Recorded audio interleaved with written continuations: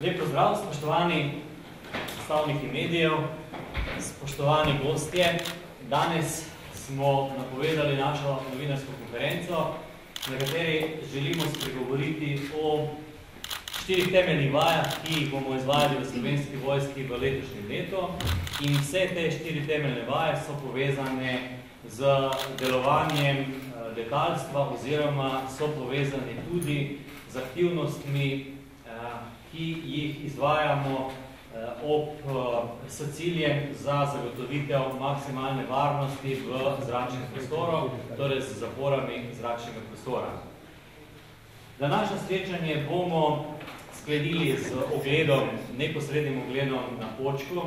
Popeljali se bomo s helikopterjem Cougar, da boste lahko neposredno iz zraka spremljali in si ogledali občutek, kako izgledajo te oziroma kako izgleda to območje, na katerem deluje Slovenska vojska nad poslednjim vadiščem Postojna in kako izgledajo tudi iz zraka v primerih, ko zapiramo zračni prostor zaradi varnega delovanja na zemlji ali v zraku, takrat, ko izvajamo urjenja.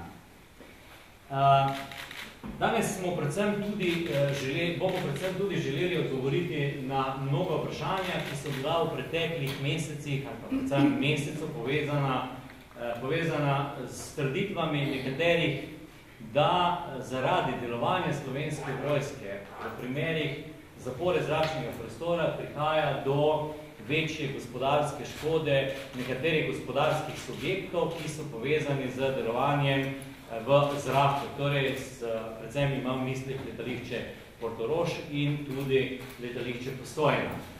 Danes smo pripravili predstavitev, s katere bo razvidno, kako naše ovire v zračnem prostoru vplivajo na te dejavnosti. Torej, v zadnjih predvsem mesecu dni smo bili velikokrat tarča ugotovitev nekaterih posameznikov iz teh družb, gospodarskih družb, da zaradi nadzorovanja bo njihov gospodarski primanjkljaj večji. Te trditve nismo želeli polemizirati preko medijev na pisan ali drugačen način, ampak jih moramo kategorično zavrniti, da ne držijo. Da ne držijo in kako ne držijo, vam bomo pojasnili danes s plastično predstavitvijo, da je lahko izvajanje gospodarske dejavnosti na letališče Portorož neomejeno, neovirano tudi v primeru, ko imamo dejavnosti na srednjem vadišču Postojna in zapiramo zaradi varnosti v zračnem prostoru del zračnega prostora. Toliko za uvod. Danes so z nami načelnik generalštaba Slovenske vojske generalmajor Dobran Božič, ki bo povedal nekaj o strateških ciljih, ki jih zasledujemo skozi urjenje Slovenske vojske in ki jih bomo zasledovali predvsem s temi 4 vajami, ki so temeljne vaje Slovenske vojske. Brigadir David Kumer, načelnik štaba v generalštabu Slovenske vojske, bo predstavil osnovne okvirje vseh 4 vaj, kdaj se bodo dogajali, kje se bodo dogajali in kakšni bodo cilji za doseganje izurjenosti Slovenske vojske. In podpolkovnik Brecelj, Bojan Brecelj, poveljnik 15. polka vojaškega redarstva, bo prikazal, kako izvajamo zapore zračnega prostora, kako je zračni prostor razdeljen sedaj v primeru, ko moramo zapreti posamezne sektorje, v primeru izvajanja vaj Slovenske vojske. Hvala lepa, Simon. Lep pozdrav vsem skupaj. Najprej pa se zahvalil namestnici poveljnika prevzela dolžnost ravno kar Tanja Pečnik kot namestnica poveljnika prve brigade, tako da ti čestitam, Tanja, za novo dolžnost. Hvala lepa vsem, da ste prišli. Danes bi radi res povedali, katere vaje bo izvajala Slovenska vojska v letošnjem letu, zakaj so te vaje pomembne za Slovensko vojsko in kaj sploh vaje pomenijo Slovenski vojski. Večkrat govorimo, da so vaje kraljica usposabljanja in tista krona, ki ga damo k usposobljenosti naših pripadnikov. Že nekaj časa nazaj je bilo dogovorjeno oziroma odločeno, da je naš imperativ, naša želja večrodovsko usposabljanje oziroma celo, bi rekel, večzavrstno usposabljanje, ki pa šteje sigurno v del tega usposabljanja zrak. Danes na vseh operacijah in sploh tisti, ki so bolj intenzivne, vidimo, da brez poznavanja zraka, obvladovanja zraka ni več nobenih operacij, pa ne samo operacij, ni več zaščite naših vojakov. Torej, zaščita naših vojakov danes iščemo v zvezi NATO v zraku, torej v zračni podpori, pa govorimo o evakuaciji ranjencev iz bojišča ali pa o zagotavljanju varnosti na bojišču. In zato smo rekli, da naš imperativ, naš cilj mora biti, da je Slovenska vojska, ki je majhna, moderna, mora biti absolutno povezljiva tudi v tem segmentu in primerljiva v tem segmentu. Vse 4 vaje, ki se odražajo v združeno bojevanje ali pa v segment zaščite in reševanja. Torej, vse tiste segmente, ki so najbolj bistveni za Slovensko vojsko, pokrivamo 4 vajami in jaz verjamem, da bomo dokazali, da smo primerljivi, da jaz večkrat pravim, da bomo suvereno nastopili tudi v mednarodnem okolju in verjamem, da bomo s tem dokazali, oziroma, če pa ne bomo dobri na teh vajah, bomo pa videli, kaj moramo popraviti in kaj moramo izboljšati, da bodo naši vojaki bolj varni, bolj usposobljeni in da bo Slovenija kot taka bolj kredibilna. Treba je povedati, da določene segmente ne moramo izvajati Slovenska vojska kot sama. Torej, mi ne moramo zagotavljati suvereno in ustrezno podpore zračnega prostora in moramo prositi vedno zavezništvo in zato je tudi zavezništvo, da smo cenejši, boljši in da se delimo nekatere vire in sredstva. In to je en izmed tistih primerov, ki lahko zavezništvo prosimo, da nam nameni določene ure usposabljanja, letov in tako dalje tudi v zračnem prostoru in nas podpira z sredstvi, ki jih Slovenska vojska nima. Sigurno je drugi imperativ, ki ga želimo slediti, sodelovanje v mednarodnem okolju, torej naša povezljivost, izmenjava taktik, tehnik in postopkov, ki jih v svojem nacionalnem okolju ne moremo dobiti in jih lahko iščemo samo v zavezništvu in ko delujemo skupaj z našimi prijatelji, zaveznicami. Iščemo interoperabilnost ali naša oprema, naši postopki, znanje jezika, znanja poročanja, omogoča povezljivost, suvereno povezljivost z našimi prijatelji. In vsekakor je pomembno za nas na strateškem nivoju, da to pomeni regijsko stabilnost. Torej, mi iščemo tudi skozi vaje vse zavezniške države, prijateljske države, ki sodelujejo pri nas in mi sodelujemo drugje, da s tem utrjujemo regijsko stabilnost in s tem prispemo k varnosti in stabilnosti v širšem okolju. To so vse cilji, ki jih želimo na strateškem nivoju povezati. Rekli smo, finančna sredstva so omejena in iščemo najboljše, kar lahko dobimo za najmanjše vložke. Jaz mislim, da optimum teh 4 vaj, ki so pred nami, kaže ravno na to, da bomo največ dobili za najmanjši vložek denarja. Tako da naša ocena je, da so vaje izredno kvalitetne, da bo izredno kvalitetne in da so intenzivne, koncentrirane v določenem časovnem obdobju in da bojo pokrile vse tiste cilje, ki si jih zadala Slovenska vojska v tem obdobju ekonomske in finančne neke omejitev, ki jih imamo pred nami. Toliko na kratko z tega mojega vidika strateškega, za vse vprašanje pa potem verjetno na koncu sem pa res na razpolago za vprašanje. Hvala lepa. Hvala lepa, general. Brigadir David Kumar bo spregovoril o 4 vajah. Lep pozdrav vsem skupaj. Dejansko bom predstavil 4 mednarodne vojaške vaje, katere se bodo dogajale v Sloveniji. Na začetku je prav, da povemo, da Slovenska vojska izvaja približno polovico svojih vaj v tujini, polovico pa v Sloveniji. In da približno enako število ljudi, kot sodeluje na vajah v domovini, sodeluje tudi na vajah v tujini. Mednarodne vojaške vaje smo seveda jih izvajamo predvsem zaradi svojih interesov, zaradi tega, da bi naša usposobljenost bila dovoljšna za izvajanje naše osnovne dejavnosti in da smo pripravljeni za obrambo domovine. Prva vaja, katera je časovno nam najbližje, je vaja Rokkluf ali Trden kamen 2014. Izvajala se bo med 24. aprilom in 9. majem. To je vaja prve brigade v Vojašnici, kjer se zdaj nahajamo, je nastanjena prva brigada. Vaja prve brigade in 173. ameriške brigade iz Vicence.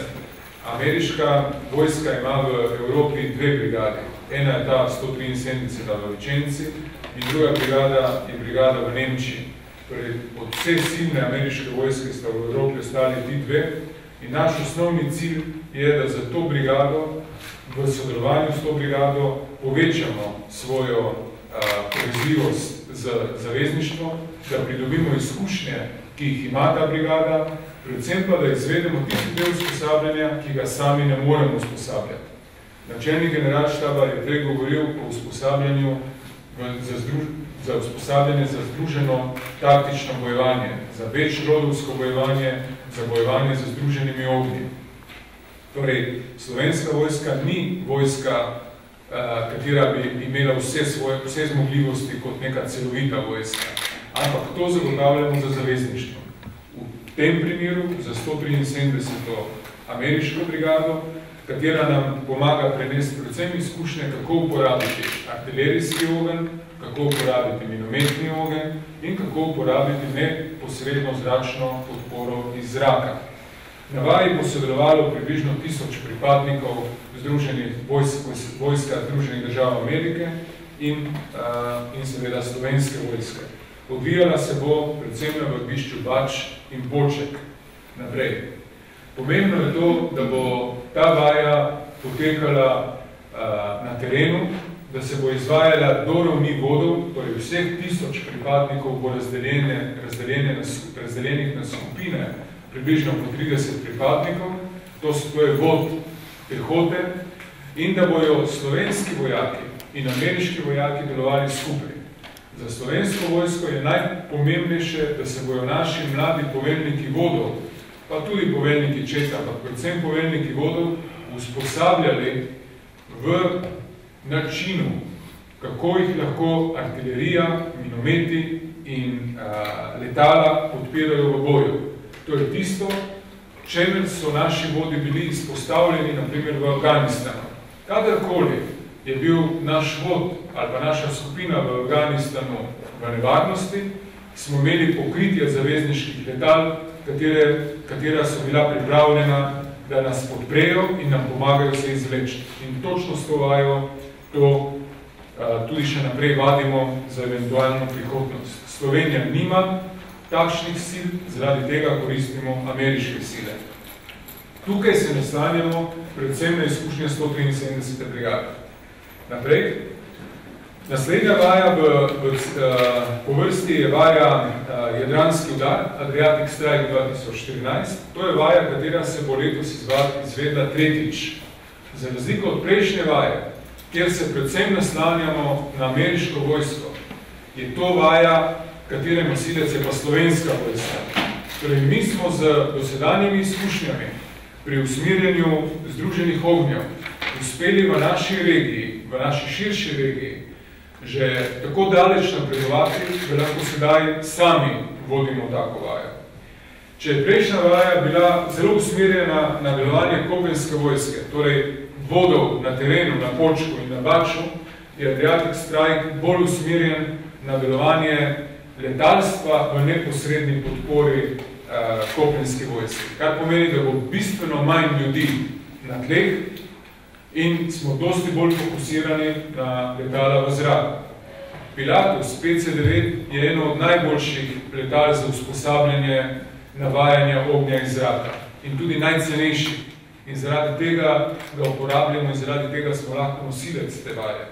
Vaja se bo odvila od 2. do 6. junija predvsem na Počku, vendar tudi v drugih delih Slovenije, kot je na Poreznu, oziroma v okolici Porezna, v okolici Gotenice in v okolici Sevnice. Sodelovali bojo vojske Združenih držav Amerike, Avstrije, Hrvaške, Madžarske, Francije, Belgije, Kanade, Makedonije, Litve, Latvije, Češke in seveda Slovenije.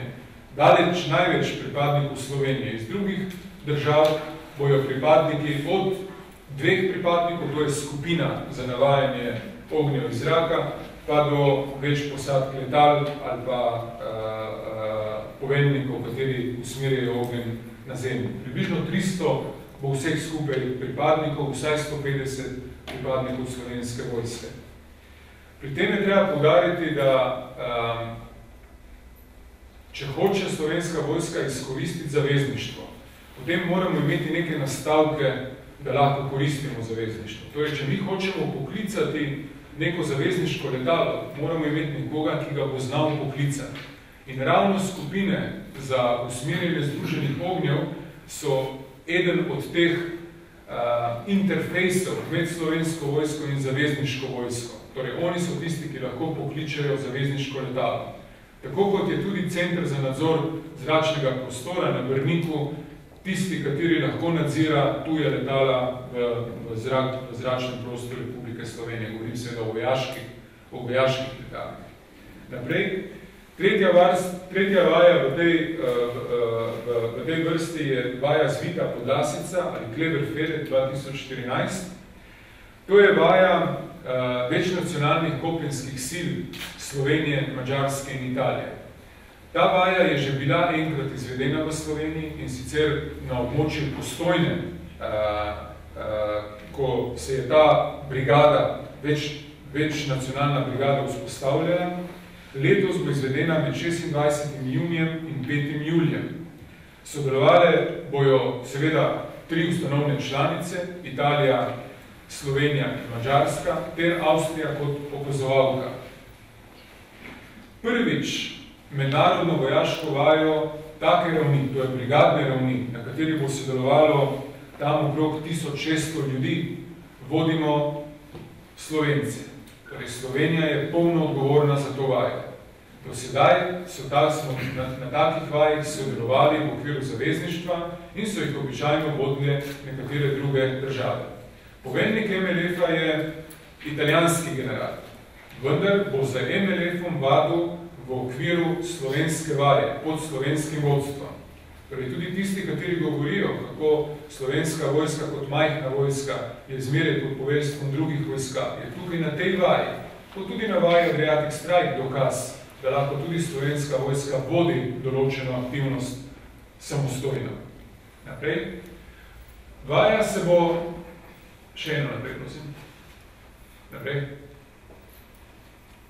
Prosim, če greste nazaj na Zvito Podlasico. Manjka nam slajd, kjer se nahaja ta vaja. Torej, vajo bomo izvajali težiščno v Mariboru. Tam bo poveljstvo te brigade. Ob Mariboru bomo imeli sile nastanjene še v Novem mestu, v Murski Soboti in v Cerkljah. Dejansko se bo večina vaje izvajala na teh lokacijah oziroma na vzhodnem delu Slovenije. En del vaje, tisti del vaje, kjer bomo predvsem uporabljali letalstvo in streljanje, pa bomo izvajali na Počku, približno v 2 dneh konec meseca julija.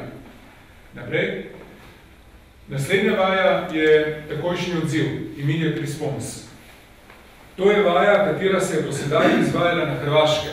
Dejansko je vaja, katero organizira in sponzorirajo Združene države Amerike, njihovo poveljstvo kopenskih sil v Evropi.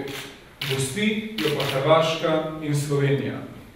Udeleženci na vaji so večnacionalni, torej ob Američanih, Hrvatih, Dancih, Britancih, Mađarih, Albancih, Črnogorcih, Makedoncih, pripadniki Bosne in Hercegovine, tudi varnostne sile Kosova in seveda pripadniki slovenske vojske. Računamo, da bo na vaji približno 1000 pripadnikov, 800 v Sloveniji, 200 pa v Zagrebu na Hrvaškem. Ključni cilj vaje je širjenje te varnosti v regiji. In za razliko od prejšnjih 3 vaj, katere so usmerjene predvsem na povezljivost na vojaški ravni, na bojni ravni, na tem, da znamo v zavezništvu bojno delovati, se povezovati med sabo in se bojevati skupaj zavezniki, je ta vaja tokrat usmerjena predvsem na podporo zaščiti in reševanju. Torej, to, kar je slovenska vojska delala ob žledu, to bomo na tej vaji še enkrat preizkusili. In to znanje bomo širili z zavezniki, oni pa nam bojo dajali njihove izkušnje. Naprej.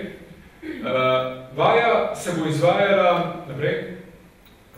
izvajala kot v 2 delih. En del bo računalniško podprta štabna vaja, kjer bo jo poveljstva se usposabljala v vojašnici v Postojni. Poudarjam, v vojašnici v Postojni in v Zagrebu. Torej, en del poveljstev, in sicer eno poveljstvo brigade in 5 poveljstv bataljonov bo nastanjeno v vojašnici Postojna, drugi del poveljstev druga brigada z drugimi bataljoni bo nastanjena v vojašnici v Zagrebu. Vse se bo odvijalo na računalnikih in to bo povezano med Zagrebom in Postojno v skupno vajo. Drugi del vaje je pa terenski del vaje naprej. Ta terenski del vaje se bo pa pretežno odvijal na prostorih Počka in v vojašnici v Vipavi. V vojašnici v Vipavi bomo imeli predvsem role 2, na Počku pa bojo potekalo usposabljanje iz direktne podpore zaščiti in reševanja. Na vaji tudi sodeluje sistem zaščite in reševanja. Torej nismo samo vojaki na vaji. In zelo pomembno je, da predvsem varnostne sile Kosova so namenjene predvsem podpori zaščite in reševanja. Torej, mi se ne nahajamo na Kosovo samo v okviru KFOR-ja in za zagotavljanje miru na Kosovo, ampak tudi usposabljamo varnostne sile Kosova za njihov osnovni namen, ki pa je podpora zaščiti in reševanja. Naprej. Za konec bi še nekaj povedal v zvezi z načrtom zapor zračnega prostora. Mi imamo načrtovano v letošnjem letu v podporo tem vajam, ter v podporo usposabljanju združenih ognjev, usmerjanju združenih ognjev, kar nekaj ur zapor zračnih prostorov, bolj konkretno o teh zaporah bomo spregovorili v nadaljevanju. Hvala. Hvala lepa, brigadir. V nadaljevanju bomo govorili o zaporah zračnega prostora. Kot rečeno, na današnjo novinarsko konferenco smo povabili tudi predstavnike portoroškega letališča, postojnskega, predstavnike kontrole zračnega prostora Slovenije. Tisti, ki ste tukaj, še enkrat lep pozdrav. Predstavnik oziroma direktor portoroškega letališča pa je poslal pismo, da se današnje predstavitve ne bo udeležil, ker na promocijskih dogodkih Slovenske vojske ne bo sodeloval. Torej, podpolkovnik Brecki, izvolite. Hvala lepa, spoštovani. Lep pozdrav še v mojem imenu. V naslednjih parih minutah bom peljal skozi predstavitev zapor zračnega prostora nad osrednjim letališčem Slovenske vojske Poček. Tako kot je bilo pa že rečeno, bi poprosil za vprašanje, da zdržite do konca predstavitve brigadira. Naprej. To je v sami predstavitvi, se pravi uvod, ureditev con zapor zračnega prostora na vzhodnem Poček, potem posamezne cone, zapore v letu 2014 in potem zaključek. Naprej.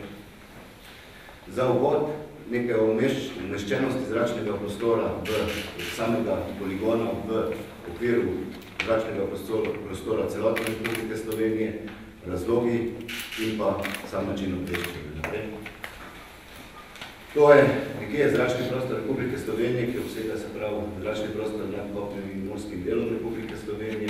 Puščica kaže na Brežico, kjer je naša matična baza Cerklje. In to je nekje področje, ki ga zaseda celotna cona, odnosno vse 3 cone združene. To so cona, prepovedana cona 4, 5 in 6 do okviru celotnega zračnega prostora. Sami razlogi za zapiranje, zakaj mi zapiramo zračni prostor, ko delujemo v tem področju. Zapiramo ga zaradi varnosti. To je osnovni, eden prioritetnih razlogov. Varnost vseh udeležencev pri delovanju ali uporabi zračnega prostora. Obveščamo pa na 2 načina. Prvo, to so sporočila letalcem, tako imenovani notistvu Airmen, ki se objavljajo na spletnih stranih civilne kontrole letenja in pa istočasno vse te zapore objavljamo tudi na internetnih straneh Slovenske vojske osnovnosti. Če govorimo o zračnem prostoru Osvek Poček, tako izgleda celotna slika. Razdeljenje na več con, tako kot smo rekli. Zakaj tako? Zato, ker smo za to razdelitvijo dosegli selektivne zapore zračnega prostora, odnosno zapiramo samo tisti zračni prostor, ki ga v danem trenutku dejansko potrebujemo glede na to, kdo je tisti, ki se usposablja. In pa za to spremembo zračnega prostora smo predhodno ureditev zmanjšali za 1,4. Prva cona, ki bomo jo pogledali, je cona R4. To je cona, ki jo predvsem uporabljajo pri usposabljanju kopenskega dela. Kopenskega dela, se pravi Slovenske vojske. To je cona, ki jo uporabljamo pri vzpostavljanju in streljanju z minometi, artilerijo, tudi helikopteri uporabljajo samo to cono. Naprej. Ta cona, zaprtje te cone, ne vpliva na delovanje letališča Postojna. Naprej. In zaprtje te cone ne vpliva na vizualno priporočljivo, vizualno zračno pot sever-jug, ki gre v smeri Portoroža. Naslednja cona je prepovedana cona številka 5. Ko se zapira prepovedana cona številka 5, avtomatsko je zaprta tudi cona 4 in tako gre se pravi prostor. Glede na potrebe, mi prostor z manjšega, z bloki zračnega prostora povečujemo. Naprej. Ta cona se zapira pri delovanju Pilatusov PC-9 en hudournik Slovenske vojske. Ta cona omejuje delovanje letališča Portoroža, letališča Postojna, to je dejstvo, ampak Slovenska vojska nikoli ne zapira to cono ob vikendih, ki so pa na nek način udani za letališče Postojna. In pa samo zaprtje cone ne omejuje zopet priporočljivo zračno pot, vizualno zračno pot sever-jug proti letališču Portoroža. Naslednja cona, jaz se pravičujem nazaj, samo en podatek zapora v letu 2012 je bilo te cone, kot piše 117 ur, v letu 2014 pa je bilo to 72 ur. Tukaj govorimo o urah, predvsem zato, ker mi ne zapiramo celodnevno. Se pravi, mi zapiramo blok časa, ki ga pa takoj, ko prenehamo v delovanju in coni sprostimo. In od istega trenutka, ko je to publicirano tudi v okviru civilne kontrole zračnega prometa in zračni prostor odprt. Zato mi zmeraj govorimo tukaj o urah. Naprej. Naslednja cona je zaprta cona 6, ki se pa deli na 3 sklope, na Alfa, Bravo in Čarni, kot vidite tudi na sliki. Naprej. Ta cona zapiramo samo ob delovanju zmogljivejših letal. Tukaj govorimo se pravi o nadzvočnih letalih, recimo F-16, Eurofighterji, Gripen. To se zapira samo ob skupnih vajah Slovenske vojske z zavezništvom.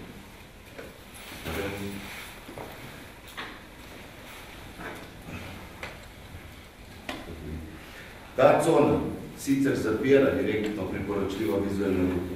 Vseeno pa na način, kako je konstruiran, omogoča normalni pretok zračnega prostora sever-jug. Zakaj?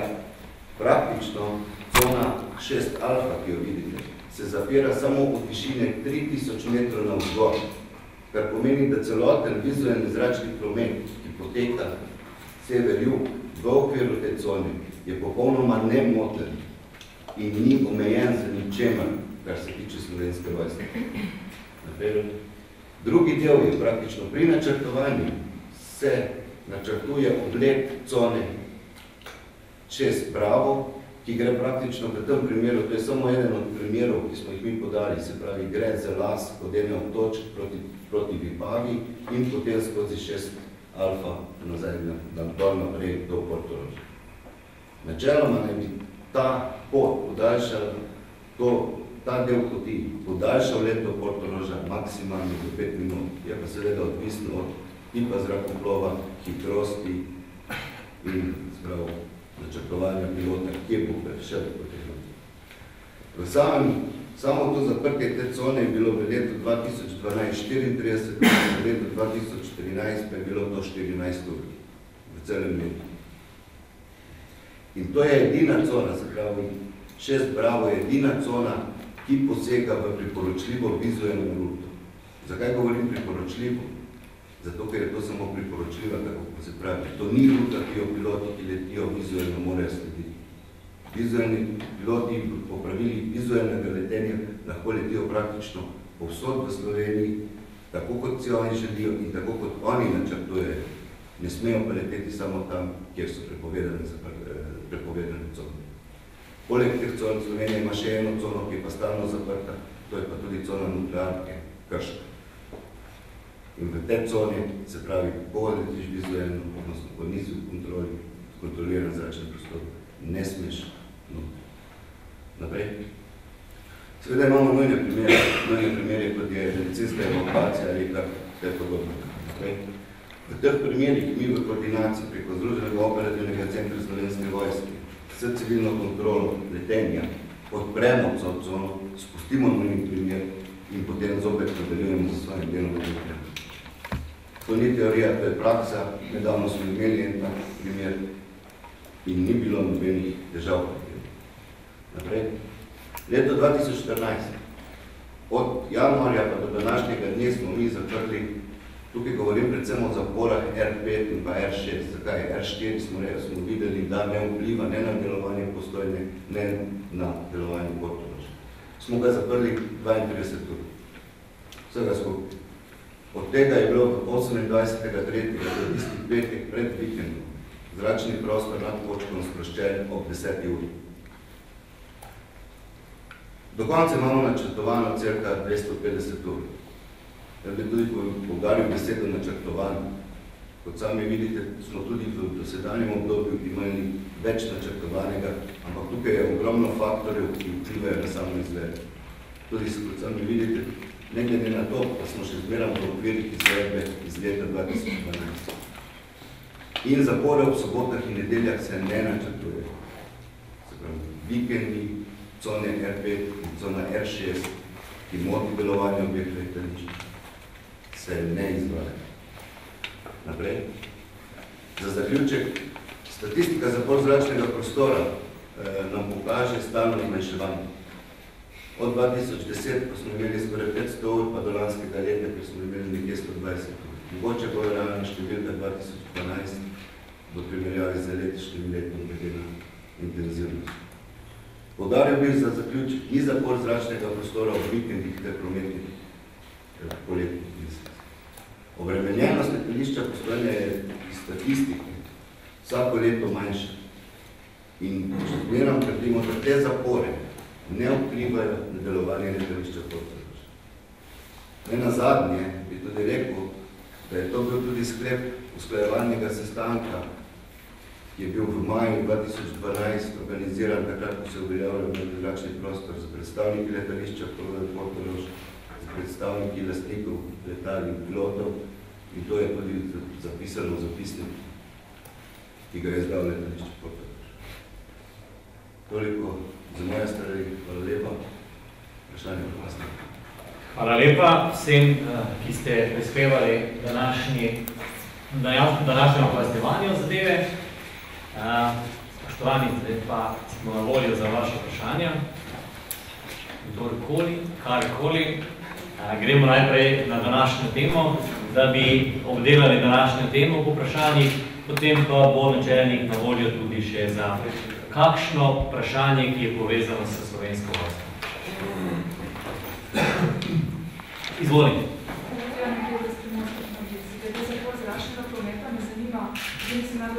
To so samo v času teh vaj, drugače tako je, zračni... tevajničkih našteli, kdaj bo kakšen režim? Ne. Bo kakšna vaja, ker ne bo nobene zapore, recimo tiste Ja, vaja immediate response, druga polovica avgusta, je brez zapor zračnega prostora. Torej, vse vaje, katere sem predstavil, nimajo zapor. Tudi vaja MLF-a, Kleber Ferret, katera traja dejansko 4 tedne, je imela samo 2 dni zapor zračnega prostora. Po par ur 2 dni, ne. Torej, ne 2 dni v celoti, tako kot je prej polkovnik povedal, gledamo, da samo tiste ure, ko res se radno. Ne.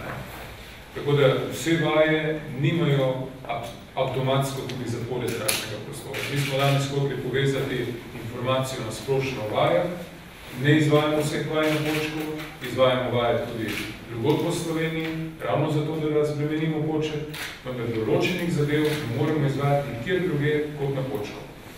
In zato jih moramo tam izvajati. Hvala lepa. Ko lahko še podajamo.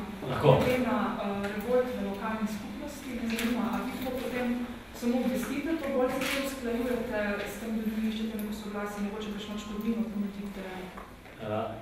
Glede na načrtovanje, mi imamo na spletni strani, tako kot je dogovorjeno, objavljeno za mesec naprej, vse vaje na vadiščih, vseh vadiščih Slovenske vojske. Dogovorjeno je bilo, da na krajevno običajni način obveščamo, torej obvestimo tudi lokalno skupnost in obveščamo preko internetne spletne strani za mesec naprej. Posebej tudi objavljamo predvidene zapore zračnega prostora za mesec dni naprej, torej predvidene, ki so pa običajno manjše glede na vreme, pa glede na aktivnosti, so manjše kot so objavljene, vendar predvidene, tako da na dogovoren način obveščamo. Jaz bi pa tukaj poudaril, da pa poslednje vadišče Slovenske vojske ima še druge dejavnike, ki jih v celoti upoštevamo. Torej, vsa dogajanja, ki so bila do sedaj na tem vadišču, že se strani civilne iniciative in še nekaterih drugih organizacij posredovana, torej upoštevamo omejitve, ki so potrebne, torej sobote in nedelje.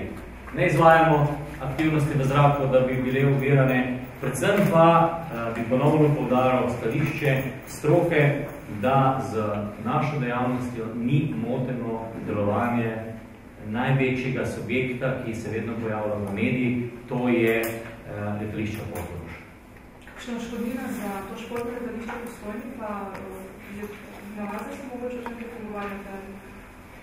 Odškodnine, tiste, ki so skladne z zakonom, bile določene zaradi obremenitve okolja, s tem se ukvarja Ministrstvo za obrambo. Mi neposrednih odškodnin, ki bi bile povezane z posameznimi vajami, za letališče Postojna in Portorož se ne pogovarjamo. Če pa gremo na privatno zemljišče, izvajati kakršnokoli vajo, pa predtem imamo z lokalno skupnostjo, z upravami za obrambo dogovore, da vso škodo, ki jo povzročimo na privatnih zemljiščih, skladno s pogodbami, ki jih sklepamo, tudi povrnemo pravočasno in tako, kot je dogovorjeno.